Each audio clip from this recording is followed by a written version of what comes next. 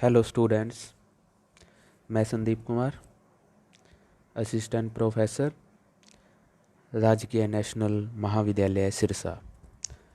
और आज की हमारी बीए द्वितीय वर्ष की ऑनलाइन जो कक्षा का जो विषय है वो आज हम मुंशी प्रेमचंद के साहित्यिक परिचय के बारे में पढ़ेंगे और बीए द्वितीय वर्ष में उनके द्वारा लिखी हुई कहानी जो लगी हुई है पाठ्यक्रम में ईदगाह, उस कहानी का सार आज हम पढ़ेंगे। तो मुंशी प्रेमचंद के जीवन परिचय के बारे में, उसके साहित्यिक परिचय के बारे में हम पढ़ेंगे। तो हिंदी के कहानीकारों में मुंशी प्रेमचंद का स्थान सर्वोपरि है। वे अपनी पहली कहानी पंच परमेश्वर के साथ हिंदी साहित्य में आए। इसके बाद मुंशी प्रेमचंद ने असंख्य कहानियों के द्वारा हिंदी साहित्य को समृद्ध किया और उन्होंने लगभग 300 कहानियाँ लिखकर हिंदी साहित्य को आगे बढ़ाया। इसलिए उन्हें कहानी कला का अग्रदूत भी कहा जाता है। मुंशी प्रेमचंद एक महान साहित्यकार हैं। हिंदी साहित्य में उन्होंने उपन्यास लिखे, निबंध लिखे, कहानियाँ लिखी। मतलब गद्य के क्षेत्र में उनका स्थान जो है वो काफ़ी महत्वपूर्ण है। और उनका जो जन्म है वो 1880 में और मृत्यु 1936 ईस्वी में हुई। 1880 में उनका जन्म हुआ और मृत्यु 1936 में हुई। उसके बाद आगे हम सबसे पहले मुंशी प्रेमचंद के जीवन परिचय के बारे में पढ़ते हैं। तो मुंशी प्रेमचंद का जन्म बनारस के निकट स्थित लम्ही नामक गांव में सन 1880 में हुआ। इनका परिवार एक साधारण कायस्थ परिवार था। मुंशी प्रेमचंद के बचपन का नाम या इनका वास्तविक नाम था वो धनपत राय था। जन्म 1880 में बनारस के निकट जो है एक लम्ही नामक गांव में हुआ था और इनके परिवार जो एक साधारण कायस्थ परिवार था। मुंशी प्रेमचंद का वास्तविक नाम जो धनपत राय था। इनके घर की आर्थिक दशा अच्छी नहीं थी। इनके पिता डाक विभाग में लिपिक थे। उनकी माता अस्वस्थ रहती थी। 5 वर्ष की आयु में वे माता विहीन हो गए। मतलब जब वो मुंशी प्रेमचंद जी 5 वर्ष के थे उस समय उनकी माता का निधन हो गया। 14 वर्ष की आयु में सिर से पिता का साया भी उठ गया। मतलब इनका जो बचपन है वो काफ़ी मुसीबतों के साथ बीता, काफ़ी कठिनाइयों के साथ बीता। क्योंकि केवल जब 5 वर्ष के थे तो इनकी माता का देहांत हो गया और जब ये 14 वर्ष के हुए तो इनके पिता का साया भी इनसे उठ गया। परिवार का सारा भार इनके कंधों पर आ पड़ा। 16 वर्ष की आयु में ही इन्हें अध्यापक की नौकरी करनी पड़ी। कि मुंशी प्रेमचंद जब 16 वर्ष के थे तो इन्हें एक अध्यापक की नौकरी भी करनी पड़ी, क्योंकि परिवार का सारा बोझ जो है मुंशी प्रेमचंद के कंधों पर आ पड़ा था और इसलिए उन्हें बहुत ही छोटी आयु में ही अध्यापक की नौकरी करनी पड़ी। नौकरी के दौरान वे डिप्टी इंस्पेक्टर के पद पर पहुंचे। वे स्वभाव से स्वाभिमानी एवं देशभक्त थे। इसलिए उन्होंने 1920 में नौकरी से त्यागपत्र दे दिया तथा गांधी जी के आह्वान पर राष्ट्रीय आंदोलन में कूद पड़े। मतलब जो है मुंशी प्रेमचंद में देशभक्ति की भावना भी थी और जब महात्मा गांधी जी के आंदोलन चल रहे थे तो सन 1920 ईस्वी में उन्होंने अपनी नौकरी से जो है त्यागपत्र दे दिया और राष्ट्रीय आंदोलन में कूद पड़े। इन्होंने जीवन भर साहित्य सेवा की है। इन्होंने आजीविका के लिए स्वतंत्र लेखन को अपनाया तथा मुद्रणालय भी चलाया। जीवन संघर्ष करते हुए सन 1936 में इनका देहांत हो गया। तो ये था इनके जीवन के बारे में थोड़ा कि उनका जन्म कब हुआ, व्यवसाय क्या करते थे और मृत्यु कब हुई। आगे हम प्रमुख रचनाओं के बारे में पढ़ेंगे। मुंशी प्रेमचंद ने कौन कौन सी प्रमुख रचनाएं लिखी हैं। विशेषकर गद्य के क्षेत्र में मुंशी प्रेमचंद अग्रणी रहे हैं।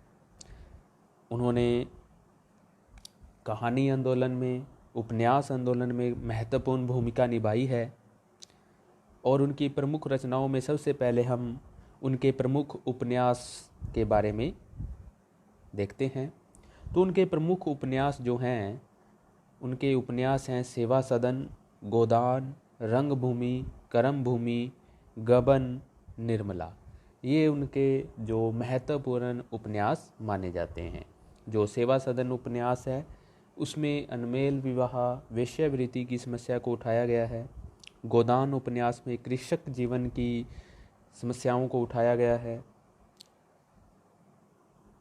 उसी प्रकार गबन उपन्यास जो है उनका, गबन उपन्यास में उन्होंने जो मध्य वर्गीय परिवार होते हैं उनकी आडंबरपूर्ण जो आभूषण प्रियता के बारे में जो है दिखाया गया है। तो इसी प्रकार मुंशी प्रेमचंद के ने जो है लगभग 300 कहानियाँ लिखी हैं। मतलब उनकी कहानी के क्षेत्र में काफ़ी कहानियाँ लिखी है उन्होंने। लगभग 300 कहानियों के आसपास उन्होंने कहानियाँ लिखी हैं। और उन कहानियों में बहुत सारी कहानियाँ उनकी बहुत ही महत्वपूर्ण कहानियाँ हैं, जिनमें पूस की रात है, कफन है, दो बैलों की कथा, पंच परमेश्वर, बड़े घर की बेटी, शतरंज के खिलाड़ी जो उनकी प्रमुख कहानियाँ मानी जाती हैं। उसके बाद आगे हम साहित्यिक विशेषताओं के बारे में पढ़ेंगे कि मुंशी प्रेमचंद की साहित्यिक विशेषताएं क्या है। प्रेमचंद अपने युग के एक महान साहित्यकार थे। उनकी कहानियों या उनके साहित्य का अध्ययन करने से पता चलता है कि उन्होंने तत्कालीन राजनीतिक, सामाजिक, आर्थिक तथा सांस्कृतिक समस्याओं का यथार्थ वर्णन किया है। उनकी कहानियाँ हमारे जीवन के बहुत निकट की कहानियाँ हैं। जो उनकी कहानियाँ हैं वो मानसरोवर के 8 भागों में संकलित हैं। मानसरोवर के 8 भागों में उनकी कहानियाँ संकलित हैं। उसके बाद उपेंद्र नाथ अशक ने उनके बारे में कहा है कि प्रेमचंद ने कहानी कला की विवेचना ही नहीं की, बल्कि उस पर पूरी तरह से खरा उतरने की कोशिश की है।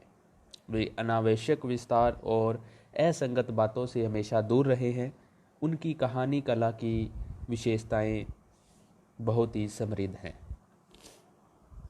तो जो मेरे में मुंशी प्रेमचंद है महान साहित्यकार हैं और उनकी जो कहानियाँ हैं वो मानसरोवर के 8 भागों में संकलित हैं। उन्होंने तत्कालीन जो समाज था उस समय का, तत्कालीन जो राजनीतिक समस्याएं थी, सामाजिक समस्याएं थी, आर्थिक समस्याएं थी, सांस्कृतिक या धार्मिक समस्याएं थी, उन सभी समस्याओं का उन्होंने अपनी रचनाओं में यथार्थ वर्णन किया है। उसके बाद इनके साहित्य की पहली विशेषता है विषय की विविधता। विषय की विविधता का क्या अर्थ है कि मुंशी प्रेमचंद के साहित्य का जो वर्ण्य विषय है वो काफ़ी विस्तृत है। इन्होंने जीवन के लगभग सभी पहलुओं पर लेखनी चलाई है। मतलब विषय की विविधता का क्या अर्थ है कि इन्होंने जो साहित्य लिखा है वो समाज में जो चल रहा था, चाहे वो राजनीतिक हो, चाहे वो सामाजिक हो, आर्थिक हो, धार्मिक हो, सांस्कृतिक हो, किसी भी कोई भी विषय है, अगर इन्होंने उस विषय में जो बुराइयां देखी उन सभी विषयों पर इन्होंने अपनी लेखनी चलाई है। इनकी कहानियों के विषय की व्यापकता को देखकर डॉक्टर हजारी प्रसाद द्विवेदी ने लिखा है कि प्रेमचंद शताब्दियों से पदतलित, अपमानित और शोषित कृषकों की आवाज़ थे। पर्दे में कैद, पद पद पर लांछित, अपमानित और शोषित नारी जाति की महिमा के जबरदस्त वकील थे। गरीबों और बेकसों के महत्व के प्रचारक थे। अगर आप उत्तर भारत की समस्त जनता के आचार विचार, भाव भाषा, रहन सहन, आशा आकांक्षा, सुख दुख और सूझबूझ जानना चाहते हैं तो प्रेमचंद से उत्तम परिचायक आपको नहीं मिल सकता। उनकी कहानियों में तत्कालीन समाज का सजीव चित्र देखा जा सकता है। मतलब मुंशी प्रेमचंद ने उनके साहित्य की प्रशंसा करते हुए जो है कहा है कि प्रेमचंद जो है शताब्दियों से पदतलित, अपमानित और शोषित कृषकों की आवाज़ है। तो उनके पहले साहित्य की पहली विशेषता है कि उनके साहित्य में जो है विषय किसी एक विषय पर केंद्रित नहीं है। उनके साहित्य जो है वो अलग अलग विषयों पर केंद्रित रहा है। उनके साहित्य की दूसरी विशेषता है सुधारवादी दृष्टिकोण। सुधारवादी जो दृष्टिकोण है वो उनके साहित्य की दूसरी विशेषता है कि प्रेमचंद की अधिकांश जो साहित्य है वो सुधारवादी है। उन्होंने अपनी कहानियों में समाज की विभिन्न विसंगतियों और विषमताओं का विशाल चित्रण किया है और पाठकों को इनसे बचने की प्रेरणा दी है। मतलब सुधारवादी दृष्टिकोण का क्या अर्थ है कि उन्होंने समाज में जो बुराइयां देखी, जो विसंगतियां देखी, उनको उसका चित्रण किया अपने साहित्य में और पाठकों को इनसे बचने की प्रेरणा भी दी। वे अपनी कहानियों में जीवन के मूल सत्य का उद्घाटन करते हैं। वे कहानी का उद्देश्य नैतिक पतन न मानकर नैतिक उत्थान मानते हैं, लेकिन उनकी कहानियों में पश्चिम के यथार्थवाद और भारत के आदर्शवाद का संतुलित सामंजस्य देखने को मिलता है। उनकी अपनी प्रत्येक कहानी में समस्या का समाधान मिलता है। कि उनके साहित्य की दूसरी विशेषता, पहली विशेषता थी विषय की विभिन्नता, कि उनके जो कहानी या उपन्यासों के जो विषय थे वो अलग अलग थे। मतलब किसान के ऊपर भी उन्होंने लिखा, राजनीति के ऊपर भी लिखा, आर्थिक जो विषमता है उसके ऊपर भी उन्होंने लिखा, नारी के ऊपर भी लिखा। तो उन्होंने जो उनका जो विषय है वो काफ़ी विविध है।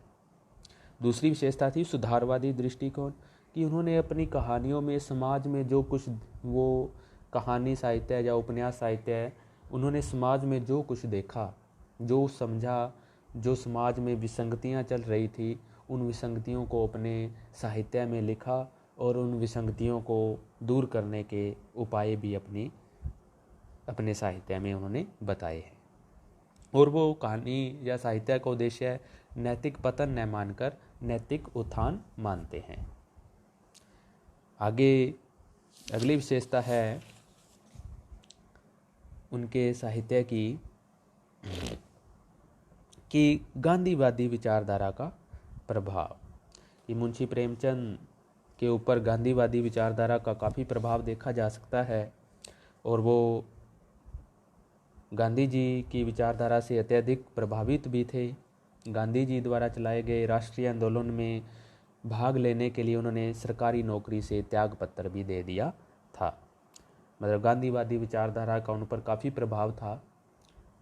और उन्होंने जब महात्मा गांधी जी ने जो राष्ट्रीय आंदोलन चलाए थे उस समय 1920 के आसपास, तो उन्होंने उन आंदोलनों में भाग लेने के लिए जो है सरकारी नौकरी से त्यागपत्र दे दिया था। राष्ट्रीय भावना उनमें कूट कूट कर भरी हुई थी। भले ही प्रेमचंद को प्रगतिवादी साहित्यकार कहा जाता है, लेकिन वे गांधी जी के अहिंसा, सत्याग्रह आदि में विश्वास करते थे। अपनी कहानियों और उपन्यासों में उन्होंने गांधीवादी विचारधारा पर देश को स्वतंत्र कराने का आग्रह किया है, और इसलिए मुंशी प्रेमचंद ने गांधीवादी विचारधारा से प्रभावित होते हुए स्वयं लिखते हैं कि मैं दुनिया में महात्मा गांधी को सबसे बड़ा मानता हूँ। उनका उद्देश्य भी यही है कि मजदूर और काश्तकार सुखी हों। महात्मा गांधी हिंदू मुसलमानों की एकता चाहते हैं। मैं भी हिंदी और उर्दू को मिलाकर हिंदुस्तानी बनाना चाहता हूँ। यही कारण है कि प्रेमचंद की कहानियों में गांधीवादी विचारधारा की झलक देखी जा सकती है।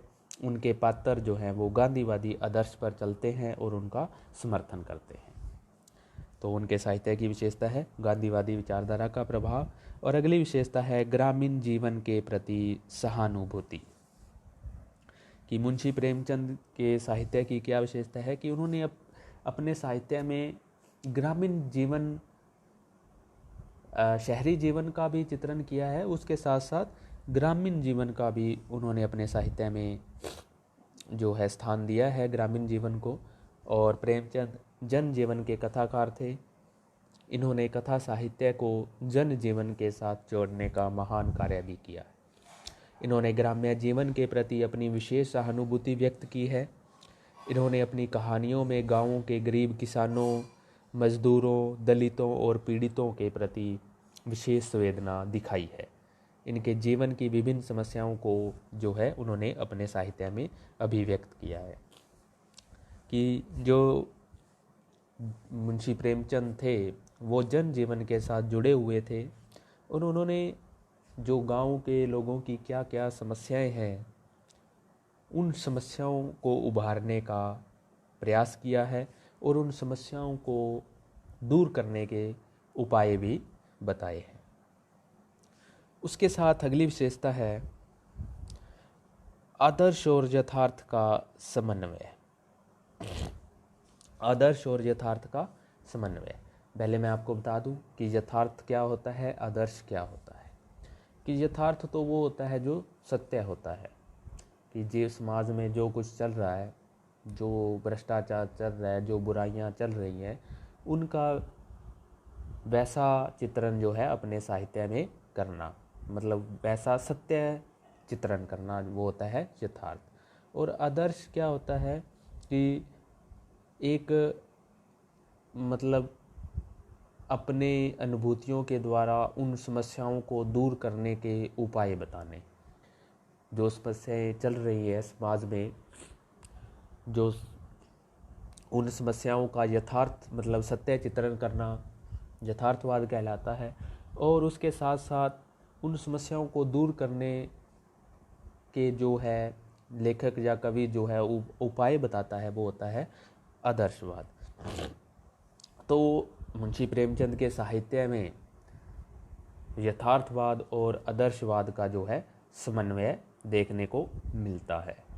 कि यथार्थवाद की उन्होंने समाज में जो किसानों की, दलितों की, मजदूर वर्ग की, नारियों की जो समस्याएं देखी, जो सत्य देखा, उन सत्य का उद्घाटन जो है लेखक ने अपने कहानियों या उपन्यासों में किया है।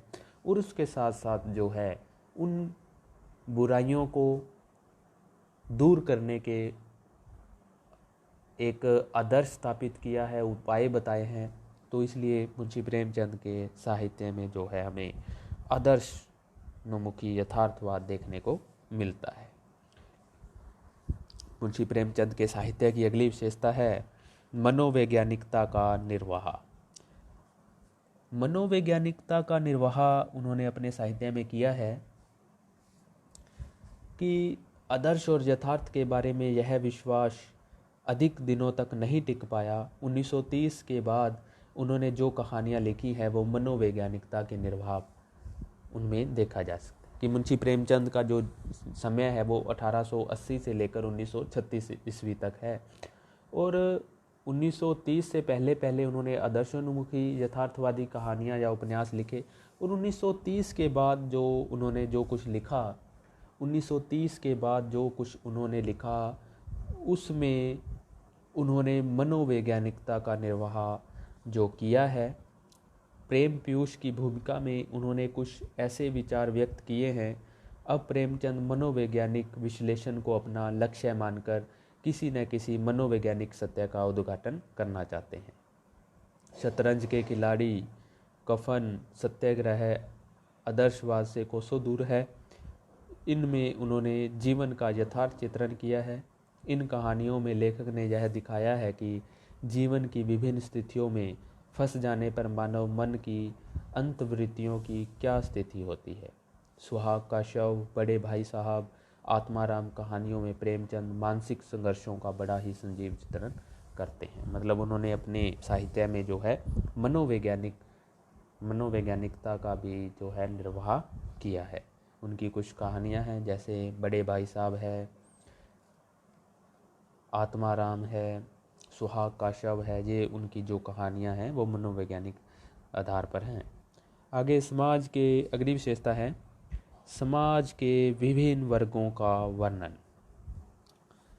समाज के विभिन्न वर्गों का वर्णन कि प्रेमचंद ने अपनी कहानियों में भारतीय समाज के विभिन्न वर्गों को छूने का भरसक प्रयास किया है। किसान की टूटी फूटी झोपड़ी से लेकर नगर की विशाल इमारतों तक उन्होंने अपनी कहानियों में स्थान दिया है। इसलिए प्रेमचंद की कहानियों के विषय विविध प्रकार के हैं। मतलब कहने का मतलब है कि उन्होंने समाज में जो विभिन्न वर्गों का, गरीब वर्ग का, मध्यम वर्ग का, अमीर वर्ग का, सभी वर्गों का चित्रण उन्होंने अपने साहित्य में किया है। किसान की टूटी फूटी झोपड़ी से लेकर नगर की विशाल विशाल इमारतों का वर्णन उन्होंने अपने कथा साहित्य में किया है। उदाहरण के रूप में देहातियों को सरल और निष्कपट दिखाना तो उचित है, लेकिन सब जगह उनको धर्म का पुतला बताना ठीक नहीं है, क्योंकि देहातों में भी कई किसान बेईमान, दुष्ट और नीच होते हैं, और नगरों में भी बड़े बड़े धर्मात्मा और सिद्धांतवादी होते हैं। तो उन्होंने मतलब समाज के ऐसे कई वर्गों का चित्रण उन्होंने अपने साहित्य में किया है। आगे हम उनकी भाषा शैली के बारे में पढ़ेंगे। मुंशी प्रेमचंद की भाषा शैली। भाषा शैली में कि उनकी भाषा कैसी थी, पहले ही बताया जा चुका है कि प्रेमचंद जी थे, उन्होंने पहले उर्दू में लिखना आरंभ किया था, बाद में वो हिंदी में आए थे। और पहले जब उन्होंने शुरुआती दौर में लिखना शुरू किया था तो उस समय वो उर्दू भाषा में लिखते थे, लेकिन बाद में वो उर्दू छोड़कर जो है हिंदी में लिखने लगे थे। अतः प्रेमचंद ने सहज, सरल और सामान्य हिंदी भाषा का ही प्रयोग अपनी रचनाओं में किया है। उनका मकसद था कि जो उनकी रचनाएं हैं वो सभी पाठकों, आम पाठक जो है उसकी समझ में भी आ जाए, इसलिए उन्होंने अपनी जो भाषा है वो काफ़ी सहज सरल रखी है। उन्होंने बोलचाल की खड़ी बोली का साहित्यिक जामा पहनाया है। वे उर्दू से हिंदी में आए हैं, अतः उनकी भाषा में जो है उर्दू शब्दों का भी अधिक प्रयोग देखा जा सकता है। प्रेमचंद ने मुहावरे, लोकोक्तियाँ, सूक्तियों के प्रयोग के द्वारा अपनी साहित्य की भाषा को अर्थवत्ता प्रदान की है। उनकी भाषा न केवल पात्रानुकूल है बल्कि प्रसंगानुकूल भी है। उनकी भाषा में व्यंग्य करने की अद्भुत क्षमता भी देखने को मिलती है।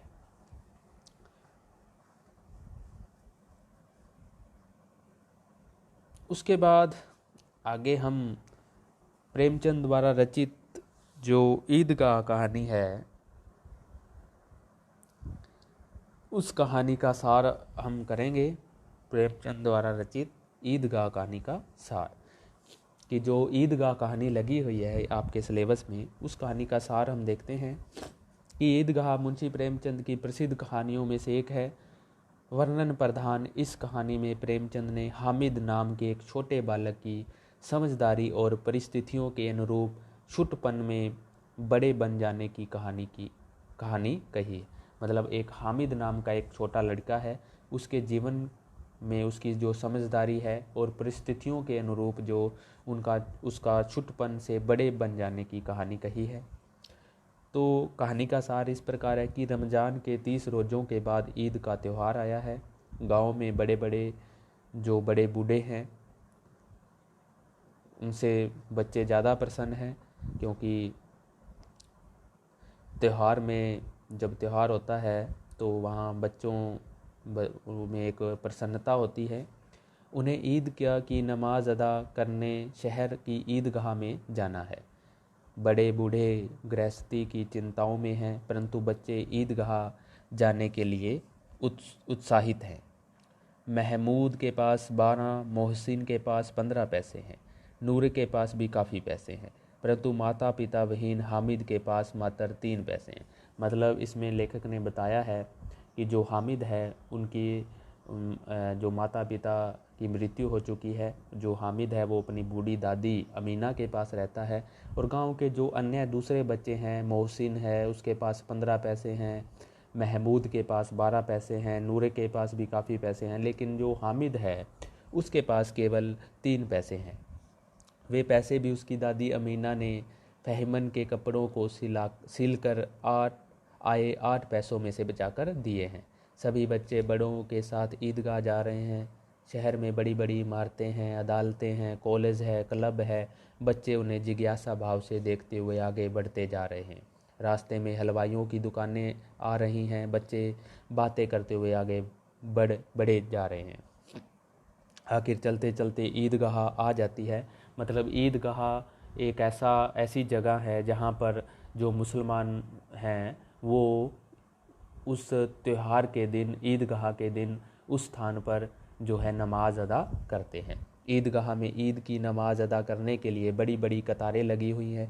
सभी बच्चे भी अपने बड़ों के साथ ईद की नमाज अदा करते हैं।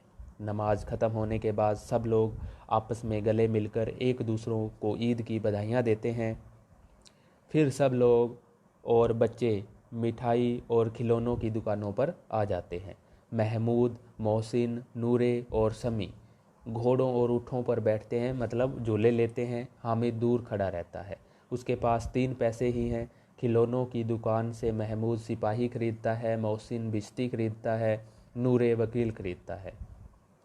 मतलब जो बच्चे हैं उनमें एक उत्सुकता होती है कोई खिलौने खरीदने के लिए। तो जो गांव के जो लड़के हैं, महमूद है, मोहसिन है, वो अलग अलग कोई बिश्ती ले लेता है, कोई वकील का खिलौना ले लेता है, कोई सिपाही ले लेता है। सभी के खिलौने मिट्टी के हैं। हामिद के पास जो कुल 3 पैसे होने के कारण उन्हें मिट्टी के खिलौनों पर जो है खर्च नहीं करना चाहता। मोहसिन, समी, महमूद और नूरे मिठाइयाँ खरीदते हैं। हामिद मिठाई भी नहीं खरीद पाता। बच्चे हामिद का उपहास करते हैं, परंतु हामिद किसी का बुरा नहीं मानता तथा खूब सोच विचार करके अपने 3 पैसों से लोहे का एक चिमटा खरीद लेता है। बाकी बच्चे पहले तो चिमटा खरीदने पर हामिद का उपहास करते हैं, परंतु जैसे जैसे उनकी समझ में आता है कि चिमटा बहुत काम का है तथा यह टूटेगा भी नहीं, इसके लिए हामिद को बड़ों की दुआएं भी मिलेंगी, तब वे उनसे अपने खिलौनों के बदले चिमटा लेने की कोशिश भी करते हैं, परंतु नाकाम रहते हैं। हामिद को स्वीकार करना पड़ा कि खिलौनों को देखकर किसी की माँ इतनी खुश न होगी जितनी दादी चिमटे को देखकर होगी। 3 पैसों ही में तो सब कुछ करना था और उन पैसों के इस उपयोग पर पछतावे की बिल्कुल ज़रूरत न थी। फिर अब तो चिमटा रुस्तमे हिंद है और सभी खिलौनों का बादशाह। रास्ते में महमूद को भूख लगी। उसके बाप ने केले खाने को दिए। महमूद ने केवल हामिद को सांझी बनाया। उसके अन्य मित्र मुंह ताकते रह गए और यह उस चिमटे का प्रसाद था। 11 बजे बच्चे वापस गांव में आ जाते हैं। मोहसिन, नूरे, महमूद आदि के खिलौने एक एक करके टूट जाते हैं, परंतु हामिद का चिमटा जो है वो नहीं टूटता। जब वह चिमटा अपनी दादी अमीना के पास लेकर आता है तो पहले तो वह उसकी नादानी पर छाती पीट लेती है, परंतु जब वह उसे कहता है कि वह चिमटा उसके लिए लाया है ताकि उसकी उंगलियां न जले, यह सुनकर अमीना भाव विहील हो जाती है। इसलिए प्रेमचंद ने लिखा है कि बुढ़िया का क्रोध तुरंत स्नेह में बदल गया, और स्नेह भी वही नहीं जो प्रगल्भ होता है और अपनी सारी कसक शब्दों में बिखेर देता है। यह मूक स्नेह था, खूब ठोस, रस और स्वाद से भरा हुआ। बच्चे में कितना त्याग, कितना सद्भाव और कितना विवेक है। दूसरों को खिलौने लेते और मिठाई खाते देखकर उसका मन कितना ललचाया होगा। इतना जब इससे कैसे हुआ, वहाँ भी उसे अपनी बुढ़िया दादी की याद बनी रही। अमीना का मन जो है वो गदगद हो गया। तो इस कहानी का जो मूल विषय है वो एक तो मुसलमानों की जो ईदगाह का त्यौहार आता है उसकी विशेषताओं के बारे में बताना है, और दूसरा जो हामिद है उसका अपनी दादी के प्रति जो त्याग है, जो प्यार है, जो सत्कार है, उसको दर्शाना ही इस कहानी का मूल विषय है। तो आज हमने मुंशी प्रेमचंद के साहित्यिक जीवन के बारे में पढ़ा, उनके साहित्यिक विशेषताओं के बारे में पढ़ा, और ईदगाह कहानी जो उनके द्वारा रचित है उसके सार के बारे में पढ़ा। तो आज के लिए इतना ही। धन्यवाद।